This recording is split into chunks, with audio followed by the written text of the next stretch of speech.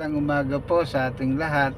Samahan niyo po ako sa araw na ito. Almusal tayo with Neb. Ano po, dito po tayo sa sasakyan ngayon magninilay at kagagaling ko lang din po sa church at medyo mainit na po kasi sa labas. Ano po? At dito po ay kasama natin ang ating Panginoong Hesus dahil narito siya sa ating kalagitnaan upang tayo ay gabayan sa mga mensahe niya sa araw na ito. Ano po? Ang ating pong tatalakayin ngayon ay ang tungkol sa pagbabago, no? Tayo po tuwing nagsisimba tayo, no, ay marami tayong natututunan. Ano po, marami tayong naririnig na magagandang salita.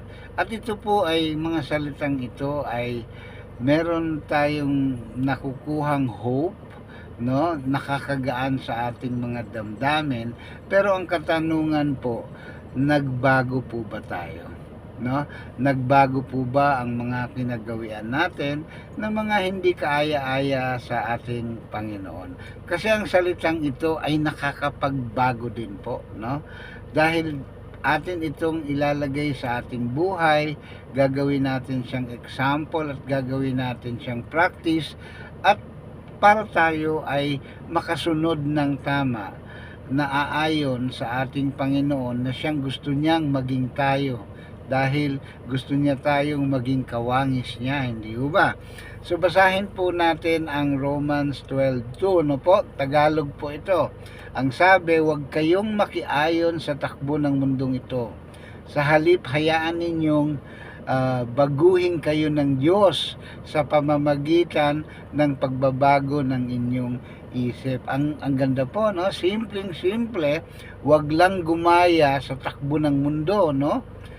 Na ang kailangan ay meron tayong pagbabago na nagaganap kung tayo ay nakakarinig ng salita at hayaan natin ang Diyos na baguhin tayo. Ano po ba ang mga purpose natin sa ating pagmimisa, sa pag-attend ng mga words at services po, no? Dito po kasi sa mga preaching na ating naririnig, sa mga homily na ating naririnig, dito po may natututunan tayo. May mensahe sa atin ng Panginoon para itama natin yung mga mali natin sa buhay. Ano po? At yung mensahe na yon, ang gusto niya para maitama ay i-apply po natin ito sa ating buhay. Dahil ayaw niya po tayong bigyan lang ng impormasyon at makinig. Ano po? Gusto niya po tayo magkaroon ng transformasyon, ng pagbabago. Ano po? Basahin po natin yung scripture niya po sa James 1:22. Ano po? Ang sabi niya rito, huwag lang kayong maging tagapakinig sa salita. Dapat ito ay isini sa gawa. Kung hindi, dinadaya ninyo ang inyong sarili. Ano po? Marami po sa atin kasi na makapagsimba, makapakinig. Tingin natin okay na yun eh, di ba? Parang yun ang obligation natin, yun ang responsibility natin, pero hindi po yun obligation lang at responsibility lang, ano? Ito po yung ating pananampalataya. Ito po yung faith para tayo makasunod sa yapak ng ating Panginoon. Ano po? Ito po ang kasi kung hindi tayo nakakasunod, ito po yung mga nararanasan natin na walang pagbabago. Ano? So wala pa rin pong pagbabago sa mga ugali natin dahil hindi tayo sumusunod talaga eh. Maaring nagkaroon tayo ng information pero hindi naman po natin ito in-apply sa buhay natin. So, wala pa rin pong pagbabago maging sa ugali natin, maging kung ano tayo as a person sa komunidad natin, 'di ba?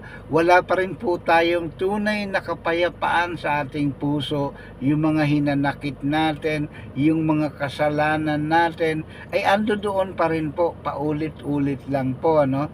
So, itong mga bagay na ito po ay dapat nating seryosohin. Yung mga naririnig natin, ano? Dahil ito ay para sa Diyos at para din sa atin habang nabubuhay tayo, no? Magkakaroon tayo ng kapayapaan, magkakaroon tayo ng kaginhawahan, ano po, magkakaroon tayo ng kaluwalhatian na galing sa ating Panginoong Hesukristo. Basahin po natin yung scripture naman po sa 2 Corinthians 3:18. Sabi dito, tayong lahat ay unti-unting nagiging katulad niya mula sa isang kaluwalhatian tungo sa higit na kaluwalhatian. Ang pagbabagong ito ay mula sa Panginoon na siyang Espiritu. So pag nagbabago tayo, no, sa kaluwalhatian at sa higit na kaluwalhatian, ang ganda po ng pakiramdam natin nun. Pero sinabi niya rin po, unti-unti. So, ibig sabihin po, ang pagbabago natin ay proseso, no? Hindi po siya instant, hindi siya 3-in-1 coffee na pag nilagay mo, okay na. Dahan-dahan po ang proseso, no? At hayaan po natin na ang banal na Espiritu ay tulungan tayo. At yun din po ang namamagitan sa ating pakikinig sa salita ng ating Panginoon. At pag ito po ay ating napagtagumpayan sa unti-unti na pagbabago, magkakaroon po tayo ng kapayapaan sa ating mga puso. Ano po, yung ating mga problema ay dahan-dahan nating na isa sa ayos, no, sa tulong ng ating Panginoong Hesus. Kaya wag na po tayong mag-procrastinate, no? Wag na natin i-delay. I-apply na po natin ito. Hindi po ito madali. Siguradong ito po ay mahirap. At ito po ang ating gawin agad. Ano po? Para po may mabago din sa ating buhay. Hindi ho ba? So, kailangan po may transformation, hindi lang po information. Kasi ang information, it feeds the mind, but ang transformation po, it change your life. So hanggang dito na lang po ang sharing natin. Nawa po ay may natutunan tayo sa araw na ito at ibalik po natin ang kapurihan sa ating Panginoong Hesus at God bless po sa ating lahat. Kita-kita ulit tayo bukas. Almusal tayo with Neb.